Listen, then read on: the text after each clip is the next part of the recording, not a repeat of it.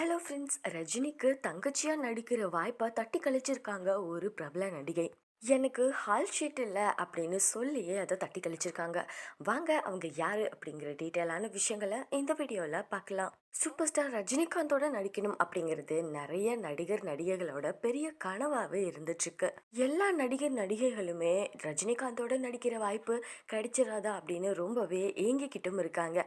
கீர்த்தி சுரேஷ்க்கு கூட ரஜினிகாந்தோட நடிக்க வாய்ப்பு கிடைச்சதுனால பொன்னியின் செல்வன் படத்துல நடிக்கிறதுக்கான வாய்ப்பை இழந்துட்டாங்க. சொல்லப்போனா பொன்னியின் செல்வனுடைய வாய்ப்பை வேண்டான்னே சொல்லிட்டாங்க கீர்த்தி சுரேஷ். அதே மாதிரி சிவாஜி படத்துல ரஜினியோட ஒரே ஒரு பாட்டுக்கு டான்ஸ் ஆடி கொடுத்திருந்தாங்க நயன்தாரா. இதே மாதிரி நிறைய நடிகர் நடிகைகள் ரஜினி படத்தில் நடிக்கிறதுக்காக நிறைய சாக்ரிஃபை பண்ணியிருக்காங்க. ஆனால் ரஜினி படத்தில் நடிக்கிறதுக்கான ஹால் ஷீட் கிடைச்சுமே அதை நிராகரிச்சிருக்காங்க ஒரு பிரபல நடிகை. அந்த நடிகை வேற யாரும் இல்ல, புன்னகை அரசி ஸ்னேகா தான். ஆமாங்க, முதல்ல ஸ்னேகாவுக்கு கோச்சடையான் படத்துல நடிக்கிறதுக்கான வாய்ப்பு கிடைச்சிருக்கு. அதுவும் ரஜினியுடைய தங்கச்சியா.